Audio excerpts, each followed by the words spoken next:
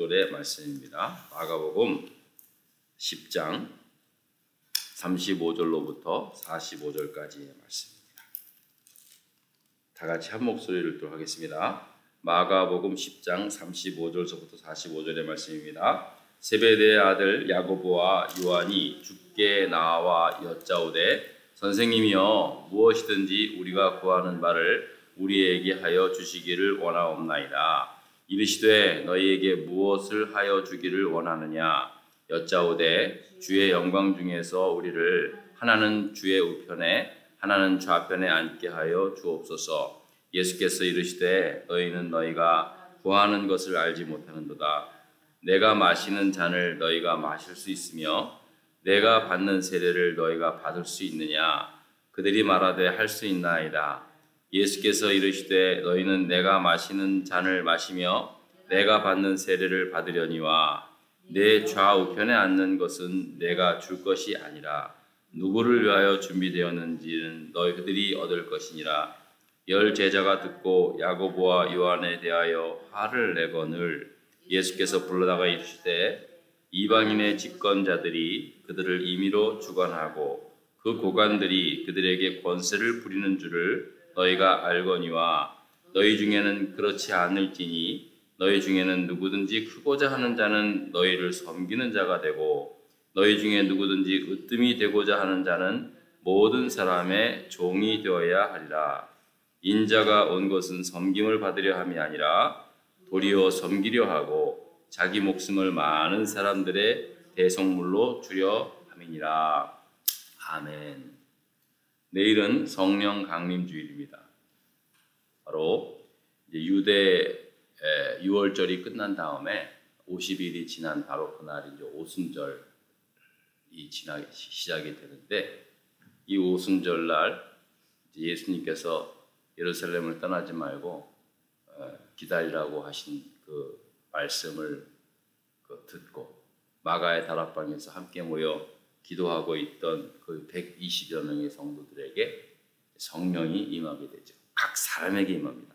그냥 뭐 한꺼번에 임한 거 아니라 각 사람에게 임하게 됨으로 말미암아 저들이 방언이 터지고 여러 가지 각양 은사가 나타나고 그때 이제 초대 예루살렘 교회가 탄생이 된 겁니다.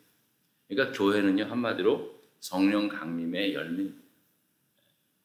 성령 강림하는 사건의 가장 상징적으로 되어진 교회, 그것이 바로 교회입니다. 교회가 성령 공동체이자 생명 공동체라는 것입니다. 그래서 하지만 초대교회가 예루살렘에서 이렇게 시작이 되었을 때 사실은 굉장히 미미했습니다. 하루에 베드로 사도께서 설교할 때 3,000명씩 막 그냥 4,000명씩 회개하면서 돌아왔다 할지라도 그러나 기독교는 이제 시작하는 그러한 그런 모습이었고 또 그 당시에 그 유대교에 비해서 또 세계를 주름잡고 있는 로마의 그 많은 신들을 믿고 있는 그 주변의 상황에 비해서는 기독교는 한마디로 진짜 아무것도 아니었습니다. 너무 미미한 존재였습니다. 사도 바울이 목숨 걸고 3차 전도 여행을 다니면서 복음을 전하고 교회를 세웠지만 여전히 기독교는 유대교의 한 분파 취급을 했고요. 또 실제로 사도 바울은 유대 회당을 중심으로 해서 복음을 전하고 또 교회를 세워서 사람들은 다 그냥 유대 사람들이 기독교는 유대교의 하나의 분파 정도밖에 취급을 안 했던 겁니다.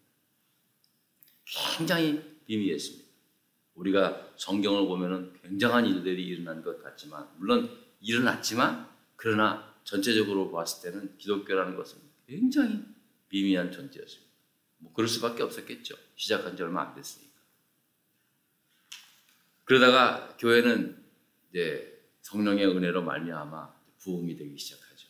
하지만 바로 이어서 찾아오는 게 로마의 극심한 박해가 일어나게 된 겁니다. 교인들은 그 당시에 카타콤이라고 하는 지하 동굴에 숨어 살면서 이제 그곳에서 이제 계속해서 신앙을 이어가곤 했지만은 장작 200여 년 동안 이 카타쿰에서 로마의 극심한 박해가 진행되면서 이제 기독교는 사실은 다 카타쿰으로 숨어 들어가고 보이지 않는 그런 존재가 되고 만 것입니다. 그렇지만은 오히려 교회는 그런 극심한 핍박에도 불구하고 교회는 결코 없어지지 않았습니다. 오히려 더 강력하게 우리는 똘똘 뭉쳤고, 그리고 적은 인원이었지만 결국 세계 최강의 로마를 기독교 국가로 만드는 그러한 강력한 힘을 발휘하는 그런 교회가 된 것입니다. 세계 역사 가운데 이토록 심한 핍박을 받으면서도 결국 자신을 박해한 사람들을 변화시켜서 복음을 믿게 하는, 그리고 아예 전체 나라가 국교로 그리스도께서 다스리는 그러한 나라로 삼을 수 있게 한 예는 찾아볼 수 없는 사건이 되고 만 것입니다. 그렇다면 도대체 여기에 어떤 힘이 있어서 그런가? 그 원동력이 무엇일까? 진짜 작고 미비한 그러한 소수의 사람들이 어떻게 그 대로마 제국을 그렇게 변화시킬 수 있었을까? 과연 세상 사람들이 움직이게 했던 것이 무엇일까? 우리는 생각을 좀 해보게 됩니다. 물론 당연히 하나님의 절대적인 은혜였고 또 복음이 가진 십자가의 능력이었습니다. 이것은 그 누구도 부인할 수 없는 그런 것입니다. 십자가의 능력입니다. 복음의 능력이 그들을 변화시킨 것은 분명합니다. 하지만 그것뿐만은 아니었습니다. 당시 세상 사람들이 교회를 보면서 그들의 마음을 움직였던 그 메시지가 있어요. 메시지. 그들이 무슨 설교를 들어봤겠어요? 그건 아니었어요. 그렇게 어렵고 핍박당하면서 그들이 어떻게 살아가는가, 삶을 보여주는 메시지가 있었어요. 그것들이 그들의 마음을 움직이기 시작합니다. 아, 교인들이 다르구나. 그 당시에 기독교인이 되는 것은요, 거의 죽음을 각오하는 그러한 일이었거든요. 그렇기 때문에 기독교인이 된다는 것은 사람들한테 이게 미친 취급을 당할 수도 있겠지만, 그러나 기독교인들의 삶을 보면은요, 다른 거예요. 세상 사람들 같지 않았어요. 그들의 마음이 움직이는 뭔가가 있었어요. 여러분, 그게 무엇이었겠습니까? 무슨 오병이어의 기적과 같은 역사들이 그들 가운데 일어나서 그들이 놀랐겠습니까? 자, 기독교인들이 모이면 그냥 빵 한 조각 가지고 그냥 모인 사람들 다 먹고 남을 만한 그런 놀라운 역사가 일어나는데, 수많은 병자가 고침받고 귀신 들린 자가 쫓아나는 그런 질병 이적 치유 기적 사건이 일어나가지고 교회가 달라졌습니까? 사람들이 깜짝 놀라서 다 교회로 온 것입니까? 예수를 믿은 것입니까? 예수 믿으면 노예 신분에서 해방되고 가난한 자가 부하가 되고 병든 자가 치유받는 그러한 일들이 교회에서 막 일어났기 때문에 사람들이 교회로 예수 그리스도를 믿고 그렇게 된 것입니까? 물론 그런 일들도 나타나가지고 그게 동기부여가 되긴 했겠죠. 하지만 가장 중요한 것이 뭐냐?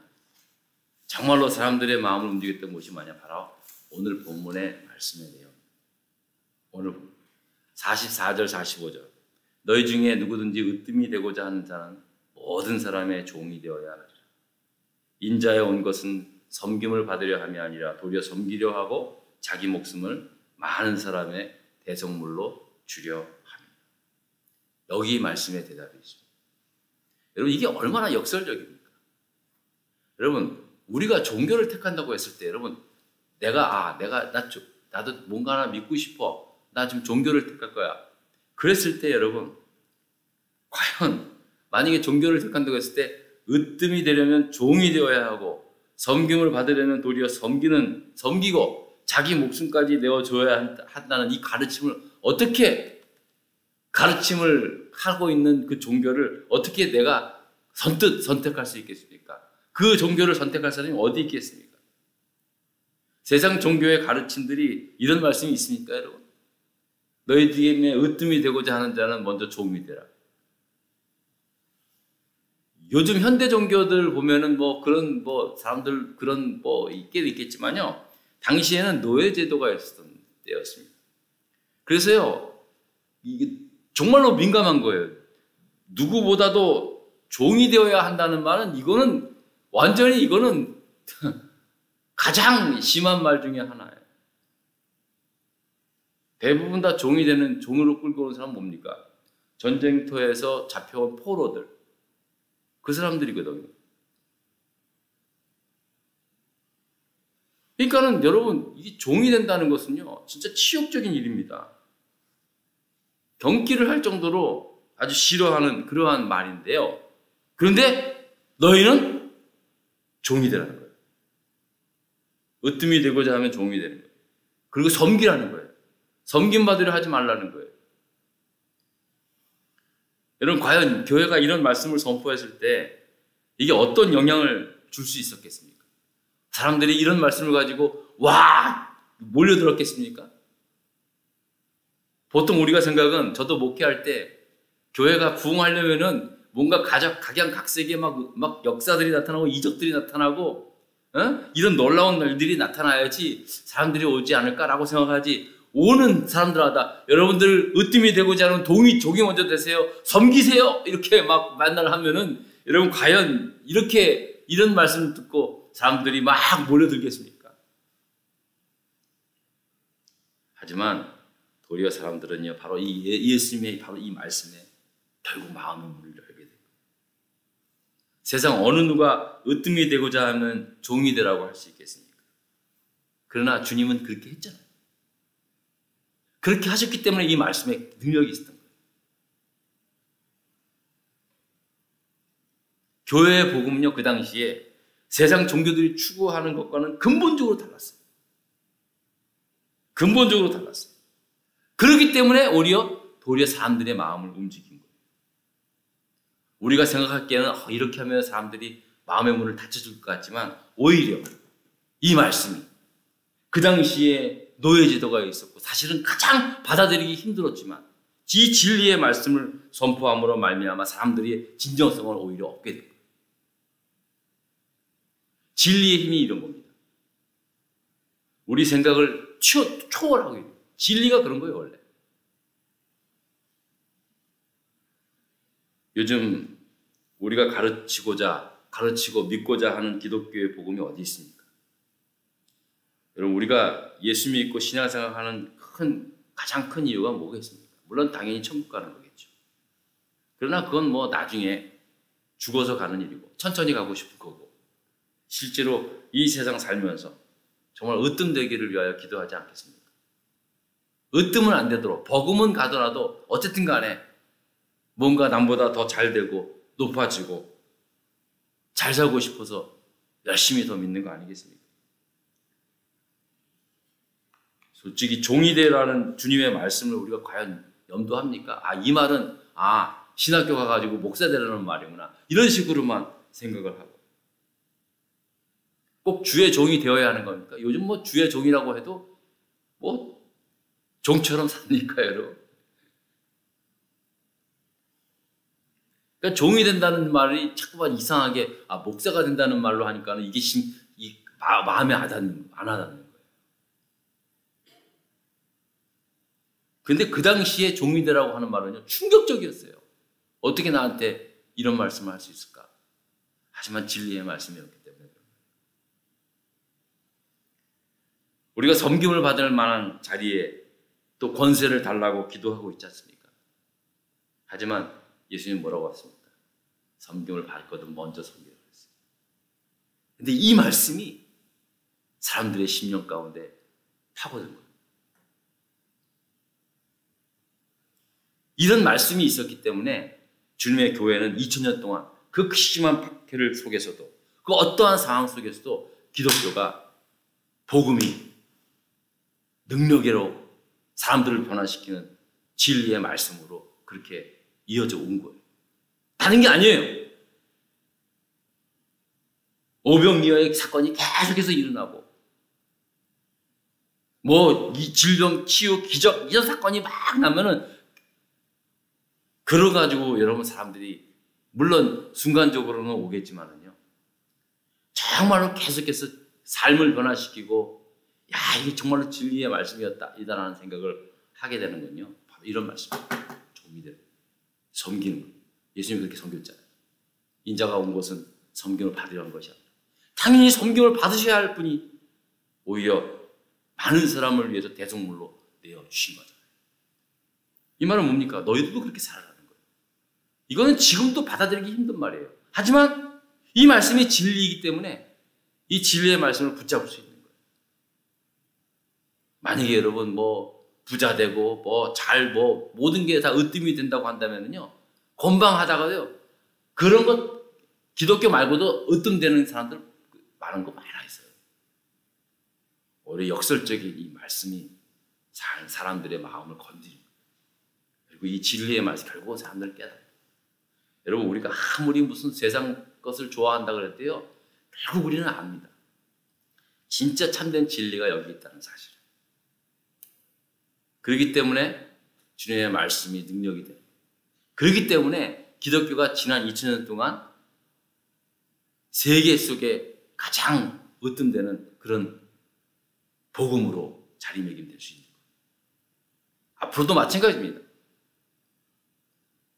물론 그렇다고 해서 무슨 이렇게만 가르치라는 건 아니겠지만 이런 말씀 속에